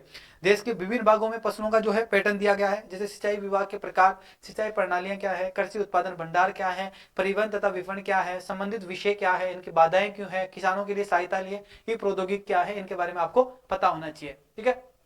मेजर क्रॉप्स के बारे में आपको पता होना चाहिए, यानी कि जिसको क्रॉपिंग पैटर्न हम कहते हैं, ठीक है। तो इनके बारे में हमको पता होना चाहिए। इसके बाद में देखो प्रत्यक्ष और अप्रत्यक्ष कृषि जो सहायता है तथा उसके न्यूनतम समर्थन मूल्य से संबंधित विषय जो है, उसको जन वितरण प्रणाली होनी चाहिए। इसके उद्देश्यों के बारे में आपको पता होना चाहिए, इसके कार्य, इसकी सीमाएं, इसका सुधार। इसके बाद में बफर स्टॉक तथा खाद्य सुरक्षा संबंधित विषय होनी चाहिए। प्रौद्योगिक मिशन होना चाहिए। पशुपालन संबंधित अर्थशास्त्र यानी कि इकोनॉमिक्स के बारे में आपको जानकारी प्राप्त होनी चाहिए। इसके बाद में देखो अगला टॉपिक आपका आता है, जिसके अंदर भारतीय खाद्य प्रसंस्करण के बारे में आपको पता होना चाहिए, जिसके संबंधित उद्योग जो है उनके बारे में पता होना चाहिए। इसका कार्य क्षेत्र, कौन कौन से क्षेत्रों में काम करता है, उसके बारे में आपको पता होना चाहिए। इसकी इंपोर्टेंस क्या है, उसके बारे में आपको पता होना चाहिए, ठीक है। इसके बाद में इसका स्थान क्या है, उसके बारे में आपको पता होना चाहिए। ऊपरी तथा निचली अपेक्षाएं क्या रही गई, इसके बारे में आपको पता होना चाहिए। आपूर्ति श्रृंखला प्रबंधन क्या है, उसके बारे में आपको पता होना चाहिए, ठीक है। तो इसके अंदर हम खाद्य प्रशासन के बारे में हम पढ़ने वाले हैं। इसके बाद में अगला टॉपिक हमारा आता है, जिसको हम भारत में भूमि सुधार कहते हैं, ठीक है। तो देखिएगा लैंड रिफॉर्म इन इंडिया की अगर हम बात करते हैं, भारत में भूमि सुधार किस प्रकार से हुआ है, उस टॉपिक के बारे में आपको विशेष जानकारी प्राप्त होनी चाहिए। उदारीकरण और अर्थव्यवस्था का प्रभाव क्या रहा है, इसके बारे में आपको पता होना चाहिए। औद्योगिक नीतियों में परिवर्तन क्या है, उसके बारे में आपको जानकारी होनी चाहिए, तथा औद्योगिक विकास और इनके प्रभाव के बारे में आपको पढ़ना है। इसके बाद में बुनियादी ढांचा क्या है, ऊर्जाएं क्या है, बंदरगाहें क्या है, सड़क क्या है ना, विमान पतन क्या होते हैं, रेलवे क्या है, ठीक है। इन सारी चीजों को आपको पढ़ना है। आपको ऐसा लग रहा होगा कि पूरे विश्व का सिलेबस या पूरे भारत का सिलेबस ही हमें दिया गया है क्या, बिल्कुल ऐसा ही है, ठीक है। आपको हर क्षेत्र की, यानी कि यूपीएससी क्लियर करना, यूपीएससी के सिलेबस को पढ़ना, 2 साल में इसको कंप्लीट करना और इसकी प्रिपरेशन करने का मतलब है कि आपको संपूर्ण भारत की नहीं, पूरे विश्व स्तर की हर सब्जेक्ट की नॉलेज इतने अच्छे तरीके से होनी चाहिए कि आप किसी भी व्यक्ति को आसानी से उस सब्जेक्ट को समझा सको, पढ़ा सको, बता सको, ठीक है। टेक्नोलॉजी से लेकर कहीं भी चले जाइएगा आप, कोई सा भी फील्ड, है ना, कोई सा भी सब्जेक्ट, यानी कि आज तक तो आप केवल जो है आपके ग्रेजुएशन में जो सब्जेक्ट्स होते हैं उनके बारे में पढ़ते थे, ठीक है। आप जिससे मास्टर कर रहे हैं उसके बारे में पढ़ते थे, लेकिन आपको यूपीएससी की प्रिपरेशन के अंदर जो है 7 सब्जेक्टों में तो आपको जो है प्रीलिम्स क्वालिफाई करोगे जब आप 7 सब्जेक्ट अच्छे से पढ़ोगे। उसके बाद में भी अगर मैं बात करूं तो दुनिया के सारे सब्जेक्ट जो है मेंस के अंदर इन्वॉल्व किए गए हैं, जिनके बारे में आप कल्पना भी नहीं कर सकते हो। इसके बारे में मैंने जो है एक अलग वीडियो बनाया है, और वो जो पहले वाली जो मेरी क्लास है उसमें मैं डिजिटल पैनल में मैंने बताया था कि कौन कौन से यूपीएससी पेपर जो है, जीएस पेपर जो है, उसमें कौन कौन से सब्जेक्ट जो है, कौन कौन से विषय जो है किस किस में रखा गया है, उसके बारे में आपको वहां पर जानकारी मिलेगी। इसके बाद में देखो निवेश मॉडल के बारे में हम समझ चुके हैं, ठीक है, यानी कि इन्वेस्टमेंट जो है मॉडल्स, उनके बारे में इसके बाद में देखो अगला सब्जेक्ट हमारा होता है जिसको हम विज्ञान एवं प्रौद्योगिकी कहते हैं ना, साइंस टेक्नोलॉजी की मैं बात कर रहा हूँ। टेक्नोलॉजी की अगर हम बात करते हैं तो इसके अंदर आपको पढ़ना है विकास के अनुप्रयोग और रोजमर्रा के जो जीवन के और इसको प्रभाव, यानी कि हमारा जो वर्तमान समय का जो जीवन है प्रत्येक दिन का, उसमें हमारे किस प्रकार से टेक्नोलॉजी और प्रौद्योगिकी हमारे किस प्रकार से काम आ रहे हैं, किस प्रकार से हमारे जीवन को प्रभावित कर रहे हैं, तो उनके बारे में आपको जानकारी होगी। विज्ञान एवं प्रौद्योगिकी में भारत की उपलब्धियों के बारे में आपको पढ़ना है, देश रूप में प्रौद्योगिकी का विकास पढ़ना है, नए प्रौद्योगिकी का विकास आपको पढ़ना है, ठीक है। सूचना प्रौद्योगिकी के अंदर अंतरिक्ष, कंप्यूटर, रोबोट्स के बारे में आपको पढ़ना है, नॉन टेक्नोलॉजी जो होती है उसके बारे में आपको पढ़ना चाहिए। उसके बाद में बायोटेक्नोलॉजी के बारे में आपको पढ़ना है, बौद्धिक संपदा का अधिकार जो है उससे संबंधित विषयों के बारे में आपको पढ़ना चाहिए और उसकी जागरूकता आप लोगों को होनी चाहिए। इसके बाद में देखिएगा संरक्षण, पर्यावरण, प्रदूषण और संरक्षण क्या होता है, पर्यावरणीय प्रभाव का आकलन क्या होता है, इनके बारे में आपको पता होना चाहिए। इसके बाद में आपका नेक्स्ट टॉपिक आता है जिसको आपदा और आपदा प्रबंधन कहते हैं, ठीक है। डिसमैनेजमेंट की एक टॉपिक है ये, ठीक है। इसके बारे में आपको पता होना चाहिए। विकास और फैलती हुई उग्रवाद के बीच में क्या संबंध रहा है, इंटरनेशनल रिलेशनशिप की बात की जा रही है यहाँ पे, तो उसके बारे में आपको पता होना चाहिए। आंतरिक सुरक्षा के लिए चुनौतियां उत्पन्न करने वाले शासन विरोध तत्वों की भूमिका के बारे में आपको पता करना है। इसके बाद में संचार नेटवर्क के माध्यम से आंतरिक सुरक्षा को चुनौतियां कैसे दी जा रही है उसके बारे में आपको पता करना है। और आंतरिक सुरक्षा की चुनौतियां क्या है, इसमें मीडिया की क्या भूमिका रही है, सामाजिक नेटवर्क किस प्रकार का रहा है, इसकी क्या भूमिका रहती है, साइबर सुरक्षा क्या है, ठीक है, इसके बुनियादी ढांचे क्या है, तथा धन शोधन की जो है इसको रोकने की उपाय क्या की जानी चाहिए, इन सारी चीजों के बारे में आपको पढ़ना है, ठीक है। आगे चलो देखेगा। इसके बाद में देखो सीमावर्ती क्षेत्रों में सुरक्षा चुनौतियां और उसका प्रबंधन रहा है, जिसमें संगठित अपराधी और आतंकवाद के बीच में आपस में जो रिलेशनशिप है उसके बारे में आपको पता करना है, किस प्रकार का रिलेशनशिप है और किस प्रकार से ये काम करता है। विभिन्न सुरक्षा बल और संस्थाओं के बारे में आपको पढ़ना है, उनके आदेश आपको पढ़ना है कि उसमें क्या क्या रूल्स होते हैं, क्या क्या रेगुलेशन होते हैं। इसके बाद में देखिएगा हमारा प्रश्न पत्र 5 नंबर आता है जिसके अंदर हम जीएस पेपर 4 हम उसको कहते हैं, यूपीएससी का जीएस पेपर 4 आपका जीएस पेपर 4 होता है, जिसके अंदर आपको बहुत छोटा लग रहा होगा, शब्द है नीति शास्त्र, एक होता है सत्यनिष्ठा और एक होता है अभिरुचि, यानी कि इसके अंदर 3 सब्जेक्ट रखे गए हैं, ठीक है। तो इसके बारे में आपको पता होना चाहिए। अब पढ़ लेते हैं इनके बारे में कि ये किस प्रकार का पेपर होता है। देखो इस प्रश्न पत्र के अंदर ऐसा प्रश्न पत्र शामिल होगा जो कि सार्वजनिक जीवन में जो उम्मीदवार है उसकी सत्यनिष्ठा, आपकी ईमानदारी से संबंधित विषयों के प्रति उनकी अभिवृत्ति और उनके दृष्टिकोण तथा समाज में आचार व्यवहार के विभिन्न मुद्दे तथा उसके सामने आने वाली समस्याओं का समाधान को लेकर उनकी मनोवृत्ति किस प्रकार की होगा, उसका प्रशिक्षण किस प्रकार का होगा, इसके आयामों को निर्धारित करने के लिए प्रश्न पत्रों को किसी भी मामले में अध्ययन, यानी कि उसको केस स्टडी जिसको हम बोलते हैं, केस स्टडी के माध्यम से चुना जा सकता है। और इसी को जो है मुख्य रूप से जो है निम्नलिखित क्षेत्रों को कवर किया जाएगा। यानी कि जो जीएस पेपर 4 हमारा होता है इसके अंदर जिस प्रकार से आपको पता है कि आपका साक्षात्कार जो है इंटरव्यू में आपको मौखिक रूप से जांचा जाता है कि आप मौखिक रूप से क्या हो, ठीक है, आपकी इंटेलिजेंसी क्या है, आपकी ईमानदारी क्या है, आप में क्या क्वालिटी है, ठीक है, वो सारी चीजें आपको मौखिक रूप से जानी जाती है इंटरव्यू के अंदर। लेकिन कहीं ना कहीं जो है इंटरव्यू आपका 275 नंबर का होता है, लेकिन आपका जो नीति शास्त्र का जो पेपर होता है जीएस पेपर 4 जिसको हम कहते हैं, वो पेपर आपको लिखित रूप में आपकी ईमानदारी, आपकी साक्षरता क्या है, आपकी सत्यनिष्ठा क्या है, आप किस प्रकार से कार्य करते हैं, आपकी अभिरुचि किस फील्ड में है, आपकी सोच क्या है, आपके विचार क्या है, आप किसी मुद्दे को या किसी भी विवाद को कैसे सुलझाएंगे, आपकी जो थिंकिंग है वो किस लेवल की सोच है, वो सारी चीजें जो है आपका एक नीति शास्त्र पेपर है वो डिसाइड करता है कि आप किस प्रकार के प्रशासनिक अधिकारी हो। तो इस बात का विशेष ध्यान रखना, आपका जीएस पेपर 4 जो है वो आपको इंटरव्यू से पहले ही जो है आपकी पर्सनालिटी सामने वाले को बता देता है, यानी कि आयोग को पहले ही पता चल जाता है कि आपके अंदर क्या क्वालिटी है और आप किस प्रकार के इंसान हो, ठीक है। तो मौखिक रूप से इंटरव्यू रखा जाता है, लिखित रूप से अगर मैं बात करूं तो जीएस पेपर 4 आपके लिए रखा गया है। लेकिन ये बहुत अच्छा पेपर है, आपको बहुत आसानी से इसमें सारी चीजें केवल ईमानदारी से आप ही के बारे में पढ़ना है। नीति शास्त्र के बारे में आप एक प्रशासनिक अधिकारी हो, इसी के बारे में आपको पढ़ना है और कुछ नहीं है।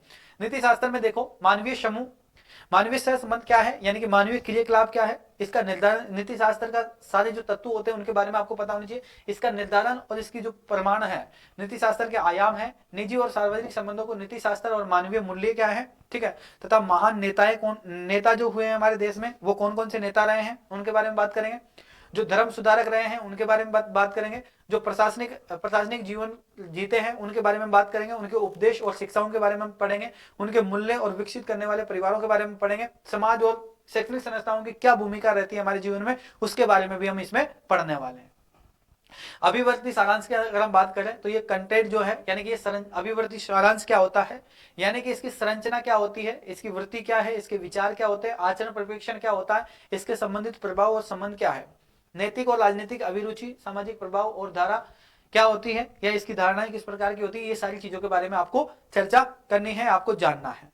सिविल सेवा के लिए अभिरुचि तथा बुनियादी मूल्य, सत्यनिष्ठ, भेदभाव सहित रहित तथा गैर तरफदारी या निष्पक्षता, सार्वजनिक सेवा, प्रति समर्पण भाव, कमजोर वर्ग के प्रति सहानुभूति, सहिष्णुता और संवेदनशीलता, ये सारी चीजें जो है आपको सिविल सेवा में, यानी कि आप एक आईएएस अधिकारी बनते हो, आईपीएस अधिकारी बनते हो या आईपीएस बनते हो, जब आप एक अधिकारी बन जाते हो समाज के लिए, तो समाज के बाद में आपका नजरिया किस प्रकार का होना चाहिए, सिविल सेवा के लिए अभिरुचि किस प्रकार की है कि आपकी अभिरुचि क्या है, बुनियादी मूल्यांकन क्या है, आपकी सत्यनिष्ठा यानी कि आपके विचार क्या है, आपके भेदभाव यानी कि किस प्रकार से आप करते हैं या किसी के साथ आप भेदभाव करते हैं या नहीं करते हैं, गैर तरफदारी क्या है यानी कि किसी के आप, इसके बाद में निष्पक्षता से आप काम करेंगे एक सिविल सेवक होने के बाद में, सार्वजनिक सेवाओं के प्रति समर्पण की भावना होनी चाहिए आप में, ठीक है, किस प्रकार की भावना होनी चाहिए उनके बारे में आपको पढ़ना है, कमजोर वर्ग के प्रति आपको सहानुभूति किस प्रकार की होनी चाहिए उसके बारे में आपको पढ़ना है, और आपकी संवेदनशीलता किस प्रकार की इनके बारे में आपको पता होना चाहिए। यानी कि एक प्रकार से आपको यूपीएससी प्रिपरेशन के दौरान ही आपको एक आईएएस अधिकारी बना दिया जाता है,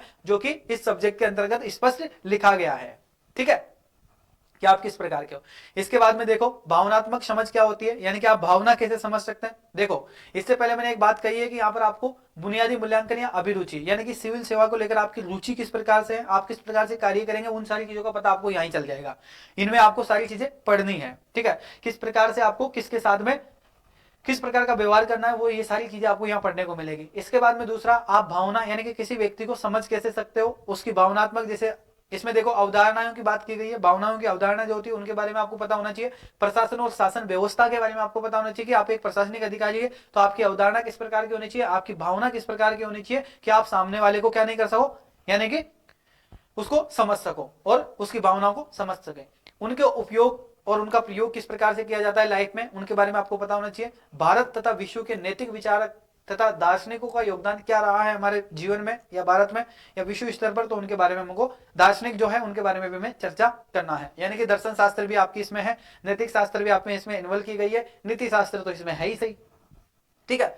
इसके बाद में देखो लोक प्रशासन में लोक सिविल सेवक मूल्य तथा नीति शास्त्र जो है इसकी स्थिति की समस्या क्या रही है, ठीक है, सरकारी और निजी संस्थाओं का नैतिक चिंताएं क्या है, इनकी दुविधाएं क्या रही है, नैतिक मार्गदर्शन के स्रोत क्या है, इसके रूप में जो है विधि, नियम, विनिमय और अंतर में उत्तरदायित्व तथा नैतिक शासन, शासन व्यवस्था के नीतिपरक और नैतिक मूल्यों को सुदर्शन करना और अंतर्राष्ट्रीय संबंध आपके क्या रहे हैं उनके बारे में आपको पता होना चाहिए। तथा निधि व्यवस्था क्या है जिसको हम फंडिंग कहते हैं, फंडिंग में नैतिक मुद्दे क्या है, कॉर्पोरेट शासन व्यवस्था क्या है, इसके बारे में आपको पढ़ना है इसके अंदर।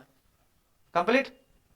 चलो अगले टॉपिक की तरफ चलते हैं। शासन व्यवस्था में ईमानदारी, लोक सेवा अवधारणा, शासन व्यवस्था और ईमानदारी की दार्शनिक आधार, सरकार में सूचना का आदान प्रदान करना, पारदर्शिता, सूचना का अधिकार करना, नीति पारक आचार संहिता के बारे में आपको पता होना चाहिए।